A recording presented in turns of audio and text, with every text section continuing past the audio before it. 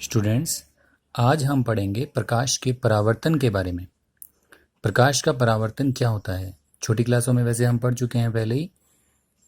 देखिए, मान लीजिए कि ऊपर की तरफ ये माध्यम फर्स्ट है और ये नीचे की तरफ है माध्यम सेकंड। तो माध्यम फर्स्ट से माध्यम सेकंड की तरफ ये कोई प्रकाश की किरण आ रही है और ये दोनों माध्यमों को अलग करने वाली सतह है।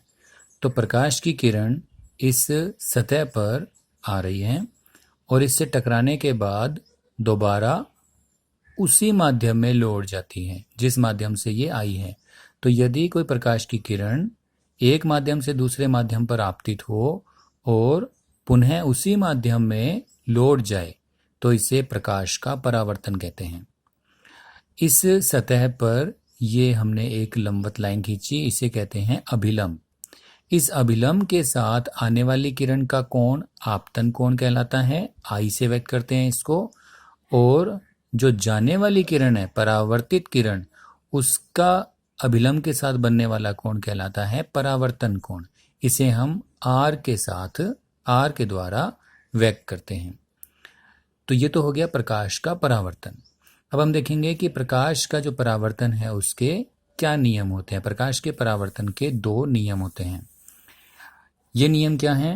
पहला नियम, आपतन कोण का मान परावर्तन कोण के बराबर होगा। मतलब जितना कोण ये अभिलंब से बनाते हुए आएगी उतना ही कोण ये अभिलंब से बनाते हुए परावर्तित होगी। 30 डिग्री के कोण से आएगी तो 30 डिग्री के कोण से ही जाएगी। 50 डिग्री के कोण से अगर ये आएगी अभिलंब से तो ये अभिलंब से 50 डिग्री का कोण बनाते हुए ही जाएगी। इसका मतलब आपतन कोण आई और परावर्तन कोण आर दोनों बराबर होते हैं। दूसरा नियम इसका, आपतित किरण, परावर्तित किरण और अभिलंब ये तीनों एक ही तल में होते हैं। ये हमारी आपतित किरण है, ये परावर्तित किरण है और ये अभिलंब। तो ये तीनों एक ही तल में होंगे। अगर हम इसको तल मान लेते हैं तो मान लीजिए कि प्रकाश की किरण इस तरह से आई तो ये हो गई आपतित किरण, और इस तरह से लौट गई तो ये हो गई परावर्तित किरण, और ये बीच में होगा अभिलंब। तो आपतित किरण, अभिलंब और परावर्तित किरण ये तीनों एक ही तल में होते हैं। ये हो गया परावर्तन का दूसरा नियम। अब परावर्तन और अपवर्तन हम बाद में पढ़ेंगे। परावर्तन जो है वो कहाँ पर हमें देखने को मिलता है, ये ऐसा कौन सा उपकरण है जो परावर्तन के नियम पर कार्य करता है, ये देखना है हमें। तो जो दर्पण होते हैं वो परावर्तन के नियम के सिद्धांत पर कार्य करते हैं। ये जो हम यूज करते हैं अपने साधारण जीवन में, वो जो दर्पण होता है वो तो होता है समतल दर्पण। और उसके अलावा भी दर्पण होते हैं, ये दोनों गोलीय दर्पण कहलाते हैं, स्फेरिकल मिरर। इसमें से एक होता है उत्तल दर्पण और एक होता है अवतल दर्पण। तो दर्पण के प्रकार, 3 प्रकार के प्रकार हैं हमारे यहाँ पे। एक तो समतल दर्पण, उत्तल दर्पण और अवतल दर्पण। समतल दर्पण में जो हम समतल दर्पण को किस तरह से बना सकते हैं? अगर एक कांच की प्लेट लें और उसके एक तरफ पॉलिश कर दें तो दूसरी तरफ की सतह चमकीली हो जाएगी और एक तरफ हो जाएगी उसके पॉलिश, तो जिससे कि ये समतल दर्पण बन जाएगा। अब जो गोलीय दर्पण है, गोलीय दर्पण मैंने बताया कि 2 तरह के हैं। एक तो उत्तल दर्पण कॉन्वेक्स मिरर और एक अवतल दर्पण कॉनकेव मिरर। ये कैसे बनेगा? मान लीजिए कि एक हमारे पास एक गोला था जो कि कांच का बना हुआ है और खोखला है, अंदर से कुछ भी नहीं है इसके, बिल्कुल खाली है। तो यदि उस कांच के गोले को हम काट दें, इस तरह से हमने इसका एक छोटा सा पीस अलग कर लिया, तो उस पीस के एक तरफ पॉलिश कर दें, अंदर की तरफ पॉलिश कर दें, तो बाहर की सतह जो है वो चमकीली हो जाएगी। उसे तो हम कहेंगे उत्तल दर्पण। और यदि उस पीस के बाहर की तरफ हम पॉलिश कर देते हैं तो उसकी अंदर की सतह जो है वो चमकीली हो जाएगी, तो उसे हम कहेंगे अवतल दर्पण। जिसकी चमकीली सतह बाहर निकली हुई हो, जैसे इसकी बाहर निकली हुई है, उसे उत्तल दर्पण। जिसकी चमकीली सतह अंदर दबी हुई हो उसे अवतल दर्पण कहते हैं। जिस गोले का ये हिस्सा है जैसे ये जो दर्पण हमने देखा है, ये दर्पण इस पूरे गोले का हिस्सा है, तो उसका हमने एक ये केंद्र निकाल दिया, ये केंद्र है इसका, इसे हम कहेंगे वक्रता केंद्र। वक्रता केंद्र, इसे हम सी से व्यक्त करते हैं। इस वक्रता केंद्र से हमने इसकी सतह को मिलाया तो ये क्या बन गई, त्रिज्या। इसे हम आर से व्यक्त करेंगे, इसे हम कहेंगे वक्रता त्रिज्या। और इसके बिल्कुल बीचों बीच, मतलब ध्रुव पी पोल और वक्रता केंद्र दोनों के बिल्कुल बीचों बीच होगा फोकस बिंदु, इसे हम मुख्य फोकस कहते हैं। ठीक है, ये क्या होगा, ये पूरे जो इतनी दूरी है जिसको हम वक्रता त्रिज्या कहते हैं, उससे आधी दूरी पर ये होता है। अब इसमें आगे हम कुछ डायग्राम्स बनाएंगे कि इन दर्पणों में किस प्रकार से हमें प्रतिबिंब प्राप्त होंगे। तो उसके लिए हमें कुछ नियम पढ़ने पड़ेंगे। एक तो हम पढ़ेंगे कि इसमें साइन पॉजिटिव या नेगेटिव होगा, उसके रूल, इसे कहते हैं चिन्ह परिपाटी या साइन कन्वेंशन।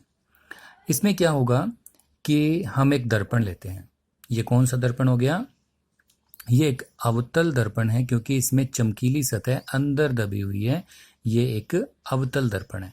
तो इस अवतल दर्पण को हमने दिखाया, हमेशा तरीका यही रहेगा, अवतल दर्पण बनाएंगे, बिल्कुल ये जो रेखा होगी इसे हम मुख्य अक्ष कहेंगे, मुख्य अक्ष पर ये प्रकाश केंद्र हो गया, ठीक है, और यहाँ पर हो गया मुख्य फोकस।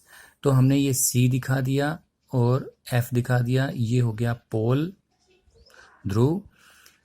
अब इसके रूल्स हैं कुछ, क्या रूल होंगे, पहला रूल देखिए, सभी दूरियां ध्रुव P से नापी जाएंगी। हम जो भी दूरी नापेंगे वो इस बिंदु से नापेंगे, जैसे इस बिंदु से F की दूरी, इस बिंदु से किसी वस्तु की दूरी, इस बिंदु से प्रतिबिंब की दूरी, तो हमेशा दूरी जो होगी वो P बिंदु से ही नापी जाएगी।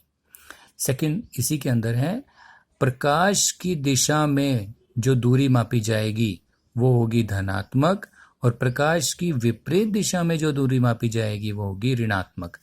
इसमें पॉलिश इस तरफ की हुई है, इसलिए प्रकाश हमेशा इस तरफ से ही आएगा, तो प्रकाश की दिशा तो फिक्स है कि इस दिशा में प्रकाश आएगा।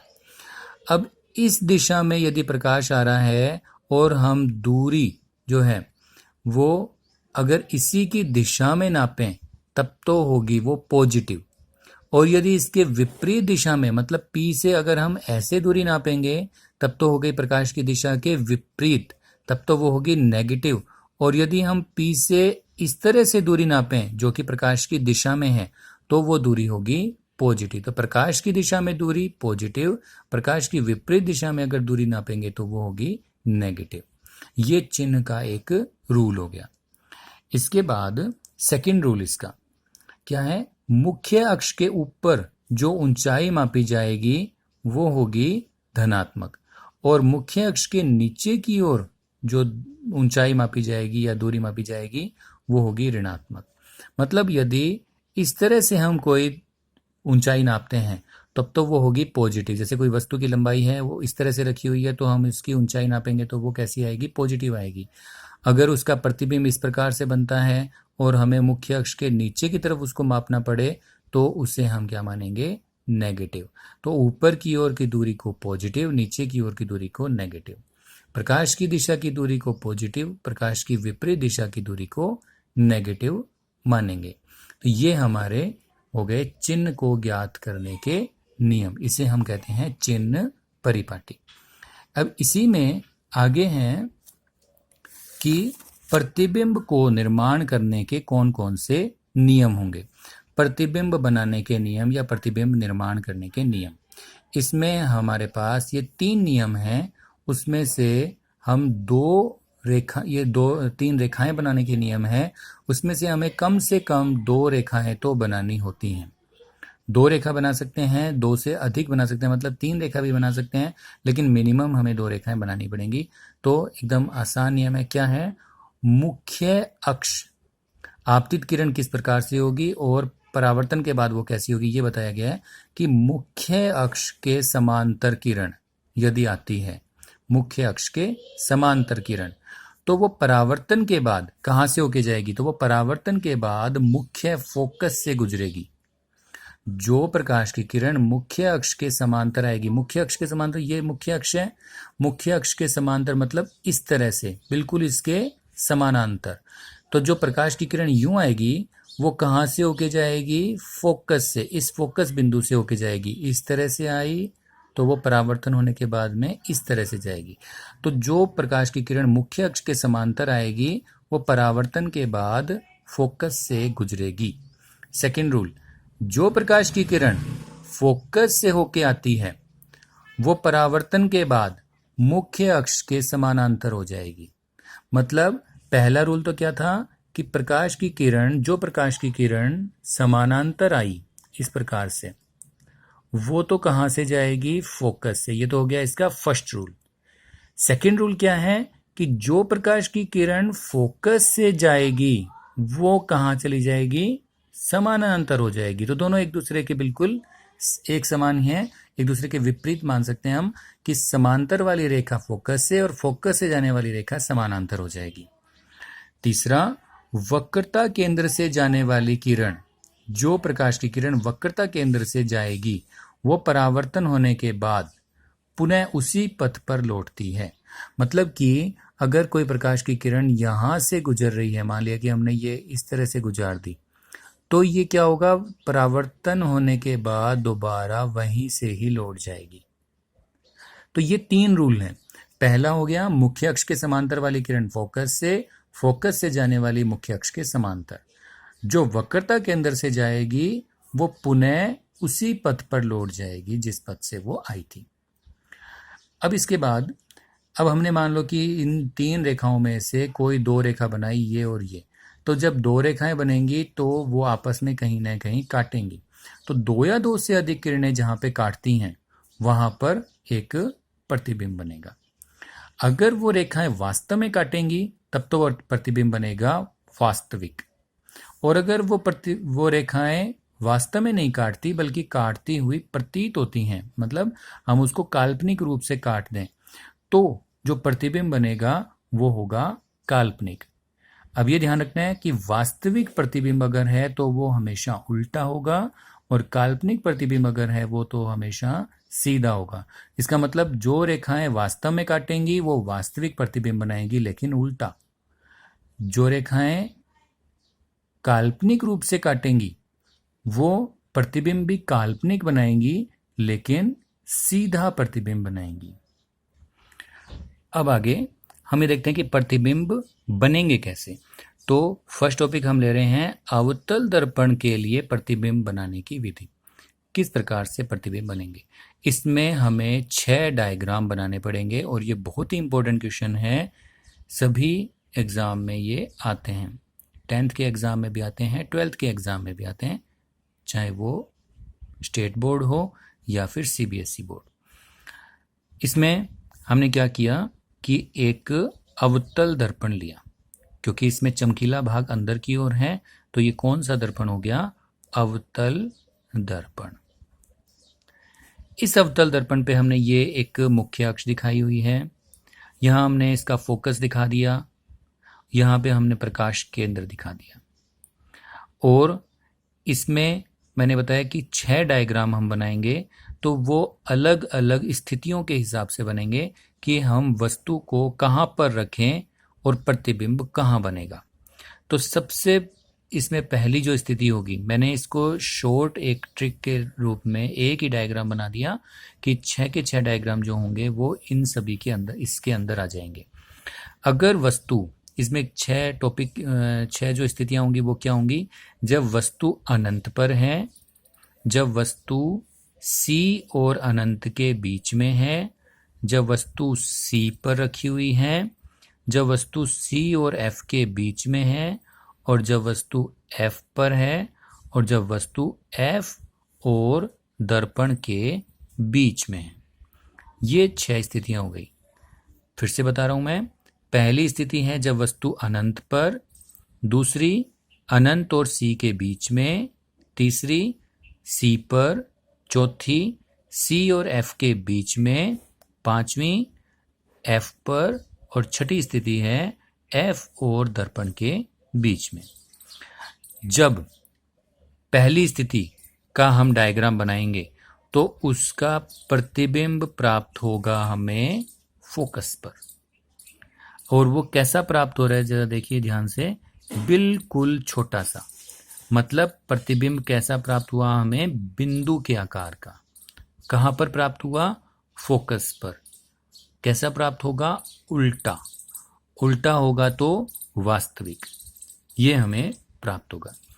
दूसरी स्थिति के लिए हमें प्रतिबिंब प्राप्त होगा कहां पर, यहां पर। ये जगह है फोकस और सी के बीच में। कैसा प्राप्त हो रहा है, छोटा। वस्तु इतनी बड़ी थी, प्रतिबिंब छोटा है, छोटा प्राप्त हो रहा है। उल्टा प्राप्त हो रहा है, उल्टा है तो वास्तविक प्राप्त होगा। तीसरी स्थिति, जब वस्तु सी पर रखी हुई है, प्रतिबिंब भी सी पे प्राप्त होगा। समान आकार का प्राप्त हो रहा है, साफ दिखाई दे रहा है। समान आकार का सी पर प्राप्त होगा, उल्टा प्राप्त होगा। उल्टा होगा तो वास्तविक होगा। फोर्थ स्थिति, फोर्थ में जब वस्तु रखी हुई है सी और एफ के बीच में, प्रतिबिंब प्राप्त होगा सी से अनंत के बीच में। साफ दिखाई दे रहा है, वस्तु से प्रतिबिंब बड़ा है तो बड़ा प्राप्त हो रहा है। उल्टा प्राप्त हो रहा है। उल्टा है तो कैसा होगा, जब भी प्रतिबिंब उल्टा होता है तो वास्तविक होता है, सी और अनंत के बीच में। फिफ्थ स्थिति थी हमारी, जब वस्तु एफ पर रखी हुई है। जब वस्तु एफ पर रखी हुई होगी तो हमें प्रतिबिंब प्राप्त होगा अनंत पर। अनंत पर प्राप्त होगा, वस्तु से बहुत अधिक बड़ा प्राप्त हो रहा है। उल्टा, उल्टा है तो वास्तविक। तो अनंत पर बहुत बड़ा, उल्टा और वास्तविक प्रतिबिंब प्राप्त होगा। जब वस्तु को हम और नजदीक ले आएंगे, यहां पर ये धीरे धीरे हम वस्तु को खिसका के पास में लेके आ रहे हैं, तो जब वस्तु को हम इतना पास में ले आएंगे कि वो फोकस और दर्पण के बीच में आ जाए, तो प्रतिबिंब उसका और तो आगे जा नहीं सकता, क्योंकि ये कहां तक आ गया, ये जो प्रतिबिंब है ये अनंत पर बन चुका, उससे और आगे जाना संभव नहीं है। इसलिए सिक्स्थ का डायग्राम बनेगा यहां पे ना बन के ये डायग्राम आ जाएगा यहां पे, मतलब इसका प्रतिबिंब यहां बनेगा। तो जब वस्तु फोकस और दर्पण के बीच में होती है तो हमें प्रतिबिंब दिखाई देता है सीधा, बड़ा। कुछ बड़ा है ये इससे, सीधा, बड़ा। अब सीधा है तो किस प्रकार का प्रतिबिंब होगा, जब प्रतिबिंब सीधा होता है तो वो काल्पनिक होता है।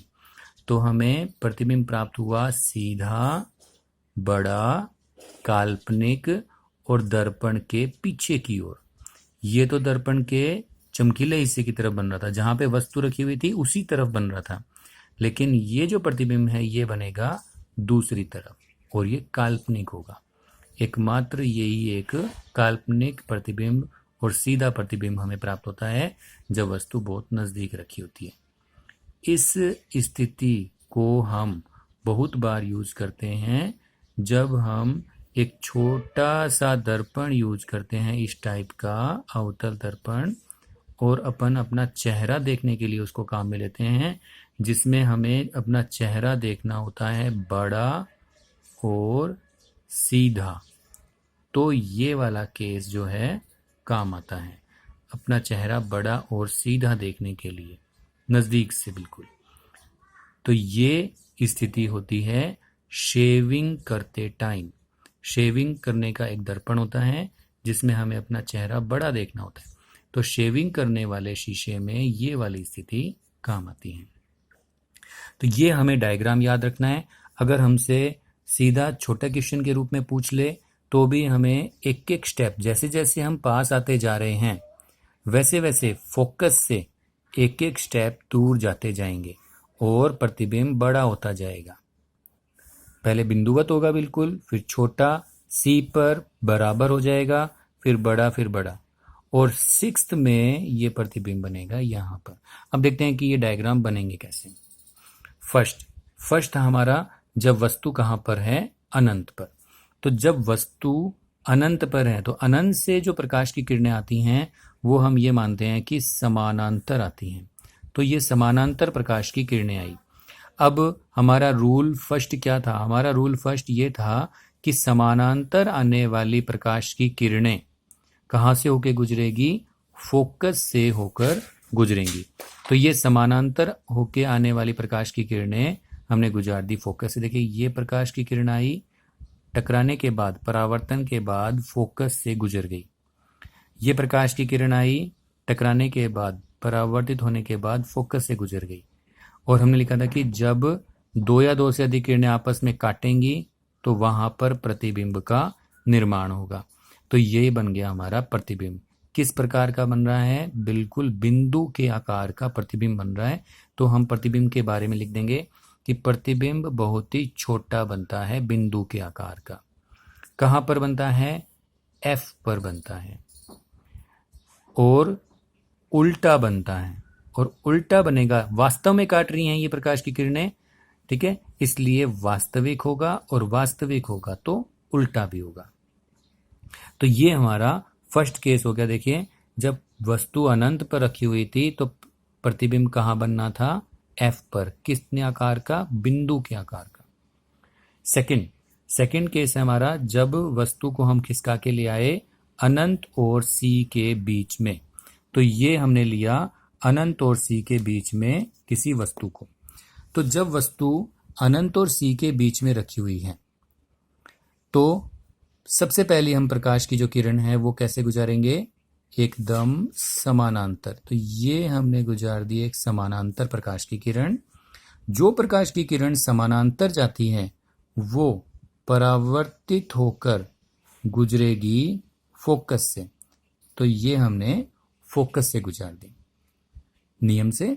और सेकंड जो प्रकाश की किरण है वो हम गुजारेंगे फोकस से गुजारेंगे। तो जो प्रकाश की किरण फोकस से होते हुए आती है वो परावर्तित होने के बाद, यहां से ये परावर्तित हुई, परावर्तित होने के बाद कहां जाएगी? समानांतर हो जाएगी। समानांतर वाली तो फोकस से गई और फोकस से जाने वाली समानांतर हो गई। तो ये हमने दो प्रकाश की किरणें बना दी। अब क्या था कि जब दोनों किरणें वास्तव में काटती हैं तो कहां पे काटी? ये यहां पर ये दोनों आपस में काटी। जहां पर ये दोनों आपस में काटेंगी वहां पर बन जाएगा प्रतिबिंब। तो अब प्रतिबिंब साफ दिखाई दे रहा है, वस्तु से छोटा है। तो हम प्रतिबिंब के बारे में लिख देंगे कि यह प्रतिबिंब छोटा होगा। कहां पर है? एफ व सी के मध्य है। एफ और सी के मध्य है। तीसरी बात, वास्तव में काटी हैं ये रेखाएं, इसलिए ये प्रतिबिंब कैसा है? वास्तविक है। इसके बाद वास्तविक जब प्रतिबिंब होता है तो वो उल्टा भी होता है, और दिख भी रहा है हमें डायग्राम में कि ये प्रतिबिंब उल्टा भी है। तो हमारे पास ये सेकंड केस हो गया। जब वस्तु को हमने रखा अनंत और सी के बीच में तो प्रतिबिंब कहां बना? यहां पे बना, एफ और सी के बीच में बना, छोटा बना। ये डायग्राम हो गया, एफ और सी के बीच में बना और छोटा बना। चलिए अब नेक्स्ट थर्ड केस करते हैं। इसका थर्ड पोजीशन कौन सी है? जब वस्तु रखी हुई है सी पर तो प्रतिबिंब कहां पर बनेगा? तो जब वस्तु को हमने रख दिया, ये सी है और ये है एफ। तो जब वस्तु को हमने सी पर रखा तो हम पहली प्रकाश की किरण गुजारते हैं समानांतर। जो प्रकाश की किरण समानांतर जाएगी वो कहां से होके जाएगी? फोकस से होते हुए जाती है। तो ये हो गई, परावर्तित होने के बाद गुजर गई फोकस से। जो प्रकाश की किरण फोकस से होती हुई जाती है, दूसरी रेखा हम खींचते हैं फोकस से जाने वाली। तो ये प्रकाश की किरण गई फोकस से, टकराने के बाद या परावर्तित होने के बाद ये जाएगी समानांतर। जो समानांतर थी वो फोकस से गई, जो फोकस से गई वो समानांतर हो गई। फिर जब ये दोनों प्रकाश की किरणें आपस में काटेंगी, तो ये यहां पर काट रही हैं, यहां पर, वहां पर हमने इसको मिला दिया, ये बन गया हमारा प्रतिबिंब। तो प्रतिबिंब कहां पर बना? प्रतिबिंब बना सी पर। तो हम प्रतिबिंब के बारे में लिख देते हैं। प्रतिबिंब सी पर बनता है, आकार में बराबर है, तो समान आकार का बनता है, समान आकार।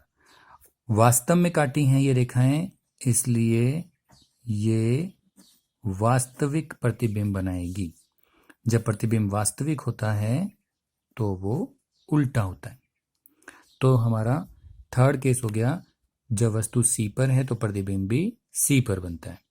फोर्थ, जब वस्तु को हम और आगे खिसका के ले आते हैं सी और एफ के बीच में, देखते हैं इसको।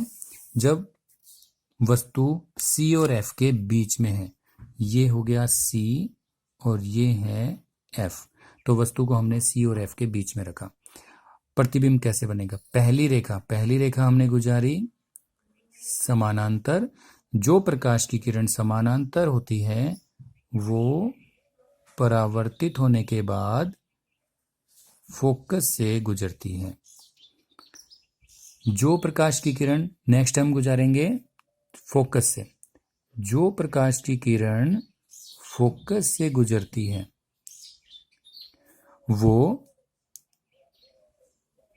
इस प्रकार से समानांतर हो जाती है। हर बार हम यही कर रहे हैं, एक प्रकाश की किरण समानांतर लेते हैं, उसको फोकस में से गुजार देते हैं, दूसरी प्रकाश की किरण फोकस में से गुजारते हैं और परावर्तित करने के बाद उसको समानांतर कर देते हैं।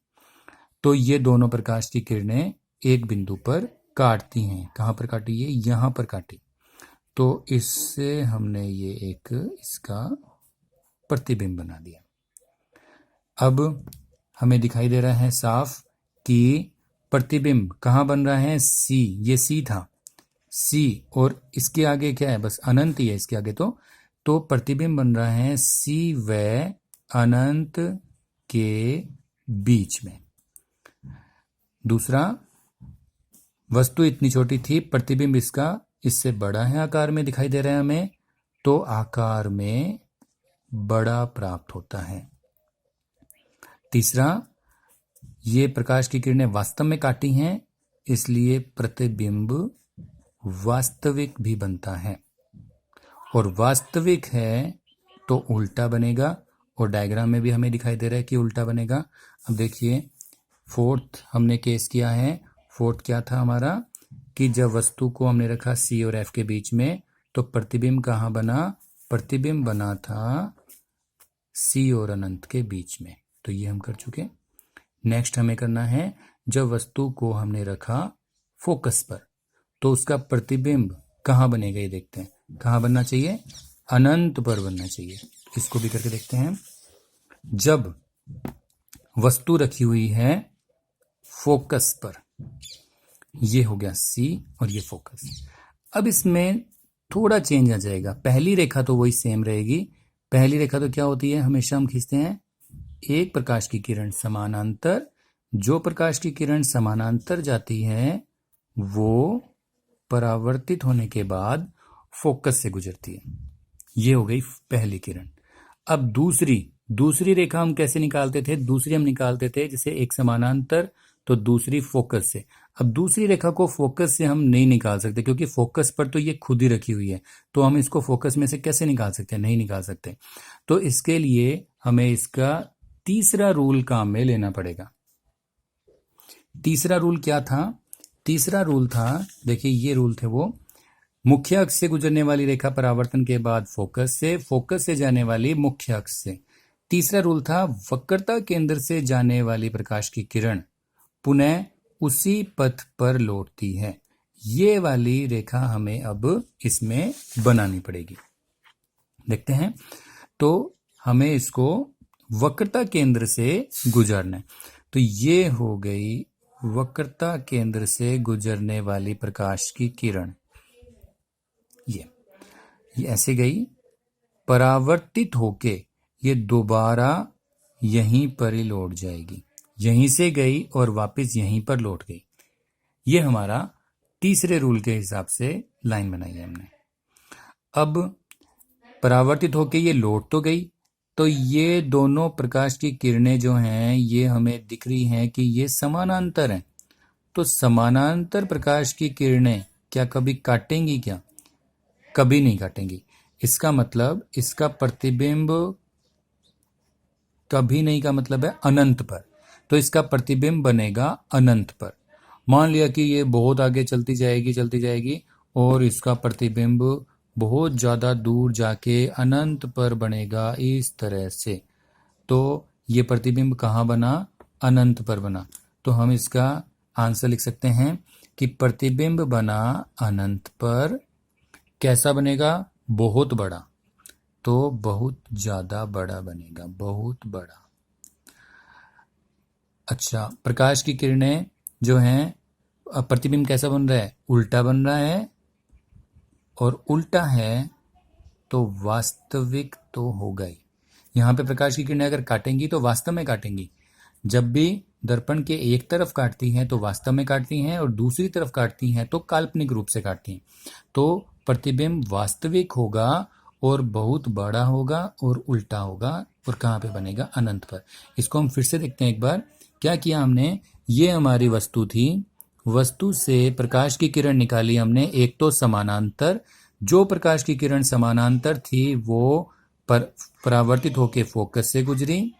दूसरी प्रकाश की किरण हम फोकस से नहीं गुजार सकते, इसलिए हमें तीसरा वाला रूल फॉलो करना पड़ेगा। जो प्रकाश की किरण सी से होके जाती है वो परावर्तित होके दोबारा लौट जाती है। तो साफ दिखाई दिया कि दोनों जो लौटती हुई प्रकाश की किरणें हैं वो दोनों एक दूसरे के समानांतर हैं, तो वो आसपास तो कहीं पे काटेंगी नहीं। काटेंगी तो कहाँ काटेंगी? ये अनंत पर काटेंगी, इसलिए इसका जो प्रतिबिंब बनेगा वो बहुत बड़ा होगा और उल्टा होगा। इसका सिक्स्थ केस करते हैं। सिक्स्थ केस में हमें क्या करना है? वस्तु को दिखाना है एफ और दर्पण के बीच में, और उसका प्रतिबिंब देखेंगे। प्रतिबिंब कहाँ बनेगा? इसका दूसरी तरफ बनेगा। ये थोड़ा सा अलग टाइप का केस है, इसको देखते हैं। तो इसमें हमने क्या किया? ये वस्तु ली, इस वस्तु से हमने प्रकाश की किरण निकाली। पहली प्रकाश की किरण, तरीका वही है। पहली प्रकाश की किरण जब समानांतर आएगी तो परावर्तित होने के बाद ये फोकस से होके जाएगी। ये पहली प्रकाश की किरण हो गई। वस्तु को हमने रख रखा है फोकस और दर्पण के बीच में, ठीक है, ये सी है। अब दूसरी प्रकाश की किरण, फिर से वही बात कि दूसरी प्रकाश की किरण हम फोकस से नहीं गुजार सकते क्योंकि ये खुद फोकस से आगे आ गई, तो फोकस से तो हम इसको गुजार नहीं सकते। इसमें भी नहीं निकाली थी हमने, इसमें भी नहीं निकाल सकते। तो हमें तीसरा रूल इसमें भी फॉलो करना पड़ेगा। क्या है वो रूल? कि जो प्रकाश की किरण सी से होते हुए आती है, ये सी से होते हुए आ रही है, इसको टच करते हुए निकलनी चाहिए।